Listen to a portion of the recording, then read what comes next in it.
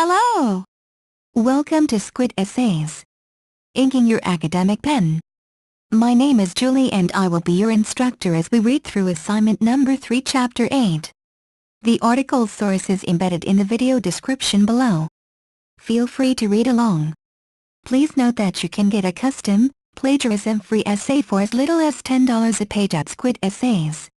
The link is in the description 1. The integration of the different units of Wilson Sporting Goods Company can be determinant for the successful marketing performance of the company because, in the contemporary business environment, the company needs to develop an effective system of interaction between units in order to maximize its flexibility and its ability to respond on the changing business environment. In this respect, it is important to underline that the integration of different units of the company should be based on the development of the common corporate, organizational culture and the formation of clear strategic goals of the organization which should be accepted by all people working within the organization. What is meant here is the fact that the Wilson Sporting Goods Company should primarily focus on the development of universal principles of the functioning of the organization. In practice, this means that all people working within the organization will act in accordance with these principles. Therefore, in such a situation, Billy and Jeannie cannot act in absolutely different ways because they will work on the same ground. However, such integration rather refers to the cultural sphere of the organization, while the Wilson Sporting Goods Company also needs the integration on the technical level. In this respect, it is possible to recommend the development of the special program of integration which could enrich the experience of employees and managers of the company and contribute to sharing knowledge and experience within the organization. For instance, it is possible to apply the delegation within the organization to achieve this goal. It is not a secret that the delegation implies that managers and employees can share the duties and perform different functions, which were not originally their own functions. As a result, Billy and Jeannie can substitute each other. Consequently, they will acquire new experience and, what is more, they will learn how their colleagues work. In such a situation, they are likely to better understand what they need and they will be able to develop new models of relations and cooperation which can unite them. 2.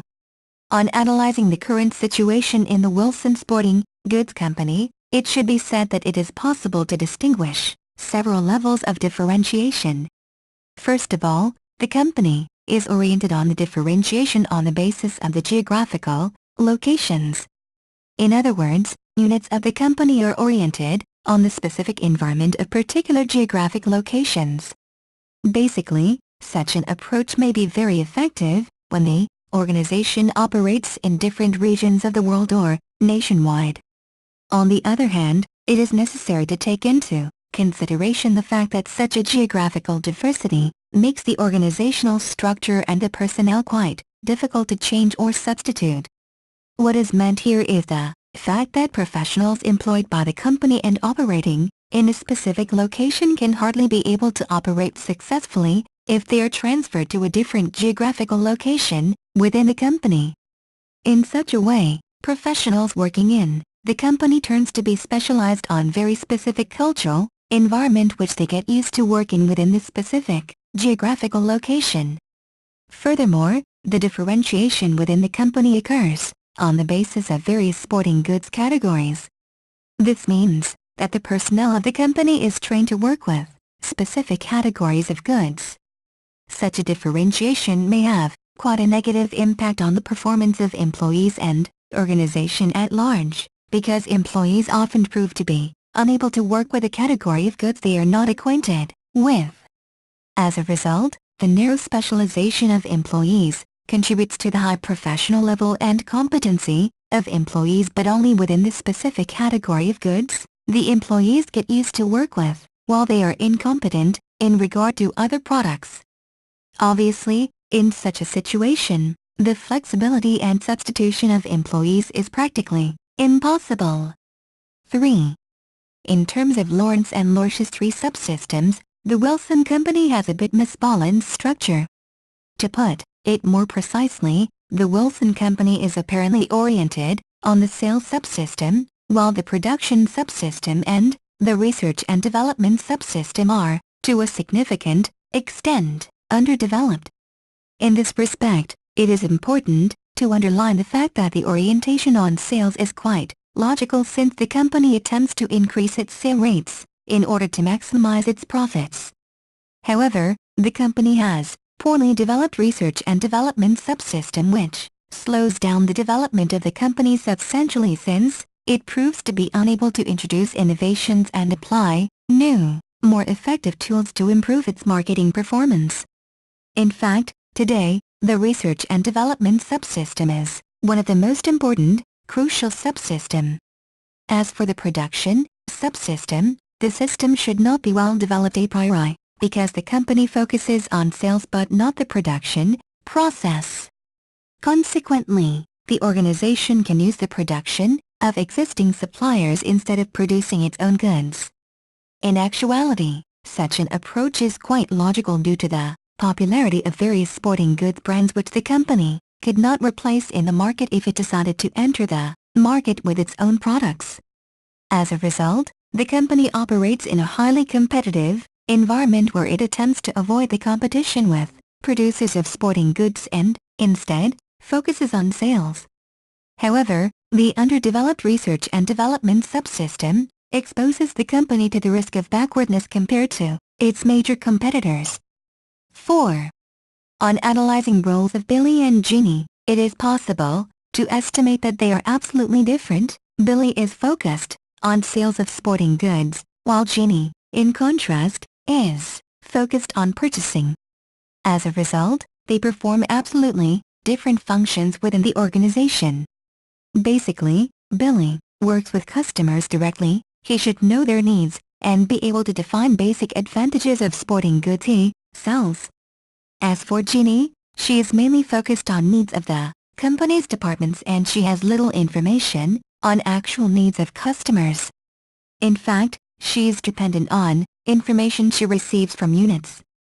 Therefore, she is in a kind of isolation from the external environment, that is from customers. In contrast, Billy is perfectly aware of needs of customers since he occupies with sales. In such a situation, it is extremely important that Billy and Jeannie could cooperate effectively, since Billy should define the current needs of the department while Jeannie should provide the supply of essential sporting goods. 5. Today, the differentiation and integration of units within a company is quite popular, and the system applied within the Wilson Company is widely spread by other companies operating in the same market. For instance, Dick's Sporting Goods uses the similar system. To put it more precisely, the company has developed different units which are specialized on sales of specific sporting goods. However, the level of integration of the units is relatively low, since the interaction between them is poorly developed. Nevertheless, the company attempts to maintain the effective performance by means of the management of all units by the company's headquarters, which defines not only strategic goals and directions of the development, but controls the current performance and operations of its units. 6. Basically, it is possible to distinguish the sales subsystem, the production subsystem, and the research and development subsystem within the Wilson Sporting Goods Company. At the same time, the sales subsystem is well developed and focuses on the direct work with customers. The aim of the subsystem is to convince customers to buy products and services offered by the company. However, the company does not have a well-developed production unit, and it is rather focuses on the exclusiveness and originality of its products and the mass production. In such a situation, the sales subsystem should promote the company's products. The effective promotion may be provided due to the effective performance of the research and development unit, which should provide new approaches and marketing strategies along with the development of new products the company can sell. However, the production and research and development units of the company are not as developed as the sales unit. References: Dick's Sporting Goods. 2008. Retrieved September 7, 2008 at http://www.dicksportinggoods.com/home/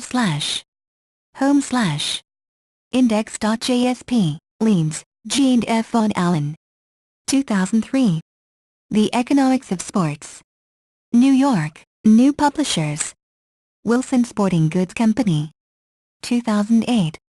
Retrieved September 7, 2008 at www.wilson.com. Thank you for taking your time to listen to me.